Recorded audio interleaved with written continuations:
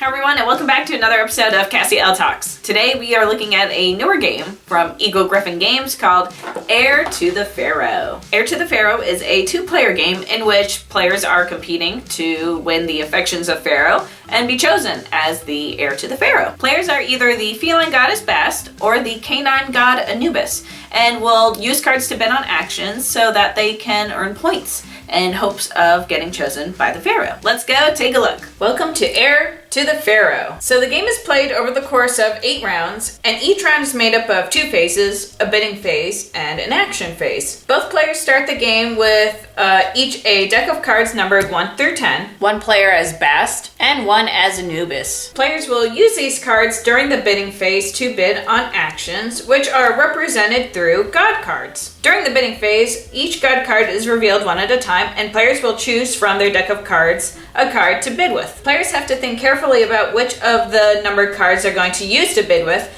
because cards played during this round's bidding phase will be given to their opponent at the end of the round to be used in the next round. There are 7 different god cards, each providing different actions. Some of the god cards are bid on, and some will trigger actions to occur. Once all god cards have been revealed and are either won by bidding or are just resolved, players enter an action phase. And in the action phase, that's when players will resolve the god cards in their numerical order. The first god card to trigger is Seshot, which allows its winning bidder the ability to place a monument token and standee for points that may happen later. Jeb and Nut offer their winning bidder the opportunity to rotate the just placed monument and control scoring for it. Ptah allows a player to claim monument cards, which also score points at the end of the game. Next is Ra, who grants his winning bidder the ability to score points with the sun marker. Wadjet allows her winning bidder to draw an animal magic card from their appropriate deck. These cards give players bonus actions to use throughout the game. The 6th card is Pharaoh, and he is a special card. During the bidding phase, the Pharaoh is not bid on. Instead, when he is revealed, players place bid offerings to him on the other side of the board. Then during the action phase, he may trigger scoring by pyramid building, or will require players to just leave their bid offerings for another round. The 7th and final god card is Thoth, who triggers the end of the round actions and is always placed at the bottom of the stack for the bidding phase. After 8 rounds of action and bidding phases, players tally up their point totals appropriately, and the player with the most points becomes heir to the Pharaoh. Alright, Heir to the Pharaoh, a medium weight game, definitely heavier than what I would normally review, but I can appreciate its weight.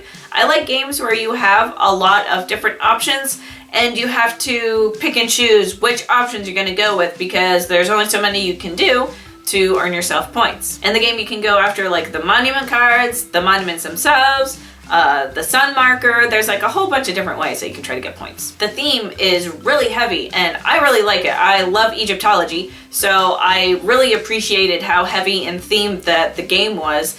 Especially in the rulebook, there are little history blurbs about like the different gods and goddesses in the back of the book. Speaking of the rulebook, it was really easy to read through, very thorough, but if you don't read carefully, you're going to probably miss some stuff, so make sure that you read carefully when you're going to play the game. Now, while the game is really heavy on the Egyptology theme, it was not really heavy on cats and dogs. It went to the extent of one person is a cat, one person is a dog, and that's about it. It's definitely more of an Egypt game and very much less so a cat and dog game. Overall, I really enjoyed the game. If you like heavier games and you're looking for something that's going to last you more of like about an hour's length, you would probably enjoy this game as well. And if you don't like Egyptology, you will definitely not like this game. If you think you would also like Heir to the Pharaoh, you can find out more information about the game down below. And if you enjoyed this video, please feel free to leave a comment or share the video. And if you'd like to see me more frequently, feel free to subscribe. Thanks for watching. That's Cassie Elle signing out with Heir to the Pharaoh from Eagle Gryphon Games.